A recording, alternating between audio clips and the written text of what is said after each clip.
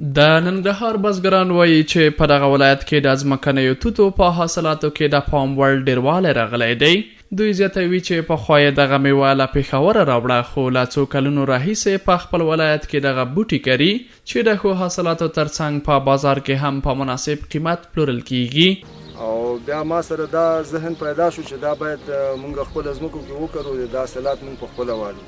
او بوټي مې راوړل او دلته مې 2 جریبه ځمکو کې وکرل او ډېره ښه نتیجه یې ورکړه.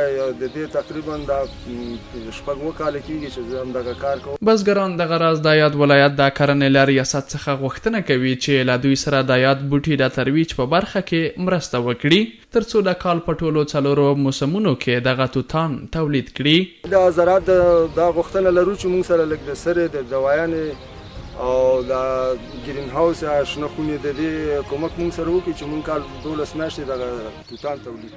د ننګرهار بزګران وایي چې پخوا یې په خپلو ځمکو کې کوکنار کرل، خو کله یې چې د یادې میوې کښت پیل کړی د کوکنارو کښت یې پرېښی او دغه راز د دې میوې کښت ډېرو خلکو ته د کار زمینه هم برابره کړې ده.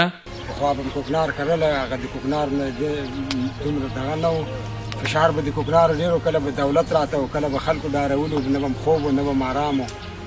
اوس ماشاءالله دا شی ده چې کوم خو خطر د چا نه نه لرو، خپل هم ترې راځي او بازار هم نامخوره ماشاءالله ښه بازار لري. په ورته مهال د ننګرهار د کرنې رئیس انعام الله صافی هم وایي چې په دې وروستیو کې د دغه ولایت بزګرانو د ځمکنیو توتو کښت ته مخه کړې او دغه میوې په ننګرهار کې ښه حاصلات ورکړي دي. زمینی چې په شنو خونو کې کرل کېږي د هغې کیفیت ډېر لوړ دی او توتي زمینی داسې یو نبات دی چې د دې په کیفیت باندې هیڅ کمپرومایز نشي کېدلی. نوموړی بزګرانو ته ډاډ ورکوي چې کرنې ریاست به له دوی سره په دې برخه کې هیڅ راز مرسته او همکاري ونه سپموي.